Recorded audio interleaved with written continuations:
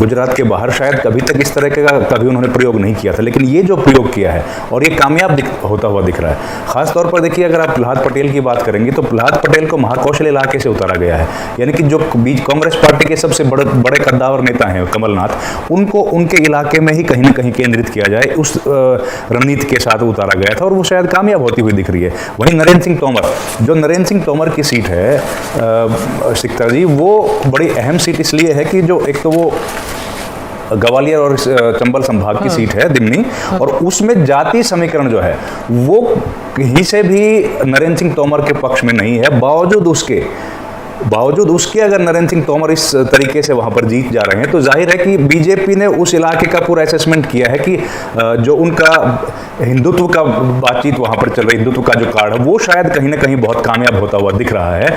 लेकिन दतिया की जो सीट है जहां पर नरोत्तम मिश्रा अभी हमने देखा कि वो थोड़ा सा पिछड़ रहे हैं, उससे ये बात कहीं ना कहीं कंफ्यूजन होता है कि जो हिंदुत्व का सबसे बड़ा चेहरा मध्य प्रदेश में थे और जिनको एक किस्म से शिवराज सिंह चौहान के बाद नंबर 2 माना जाता था, जो बुलडोजर से लेकर और केंद्र सरकार की जो हिंदुत्व वाली नीतियां उनको बहुत मुखरता के साथ आगे बढ़ाते थे, वो पिछड़ रहे हैं। तो ये कंफ्यूजन जो है वो इनका, मारिया का बिल्कुल ठीक कहना है कि शायद वो दबदबा उनका बाहरी क्षेत्र में तो है, लेकिन जो उनका विधानसभा क्षेत्र है शायद वहां पर वो बदलाव चाहते हैं। लेकिन ये बात बिल्कुल तय है कि अगर ये तमाम नेता जीत जाते हैं इंदौर 1 से, अगर विजय वर्गीय जीत जाते हैं, तो ये बात बिल्कुल तय है कि बीजेपी ने जो प्रयोग किया था वो प्रयोग उनका बिल्कुल सही साबित हुआ है। और इसी तरीके का प्रयोग जो उन्होंने राजस्थान में किया है, तमाम विरोध के बावजूद वो लोग खड़े रहे और उन्हीं सांसदों को और केंद्रीय नेताओं को उन्होंने जो उतारा है, वो उनका भारी विरोध हुआ, फिर भी वो लोग खड़े रहे। तो शायद उसका लाभ, जो रिस्क लिया है उसका लाभ बीजेपी को होता हुआ दिख रहा है। बीजेपी की रणनीति कहीं ना कहीं कारगर साबित होती दिख रही है। हमारे साथ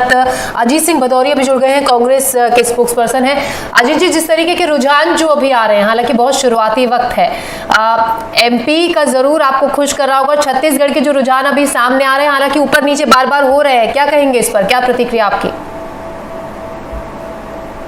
देखिए, अभी मुझे जहाँ तक मैं अपग्रेड हूँ, एक आध राउंड आ चुका है, कई टैली चेंज हो चुकी हैं, तो आने वाले समय में बिल्कुल आपने भी जो कहा, आपकी बात से सहमत हूँ, बहुत अर्ली रुझान है ये।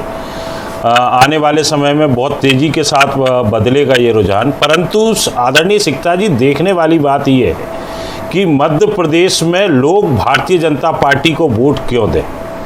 आप देखेंगे कि यहाँ पे कर्जा इतना हो गया, 4.25 लाख करोड़ का कर्जा है। आज हम और आप बात कर रहे हैं, इस बीच मध्य प्रदेश में कोई बच्चा जन्म लेता है 50,000 रुपये के कर्जे में पैदा होता है। कर्मचारियों को ये स्थिति है कि वेतनमान नहीं मिल रहे हैं।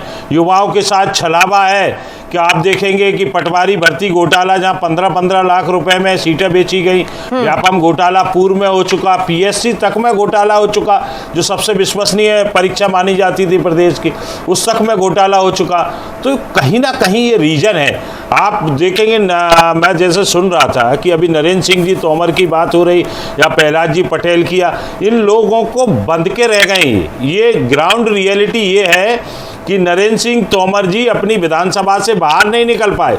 एक आध दूसरी विधानसभा में गए हों प्रचार करने, तो गए हों। अजीत जी, हम कांग्रेस की बात करें, अजीत जी हम कांग्रेस की बात करें, आप लोगों के कामकाज की बात करें, आप लोगों ने तो वही बात अपने वोटरों से की जो बीजेपी करती आ रही थी, तो फिर आप उनसे कैसे अलग हुए?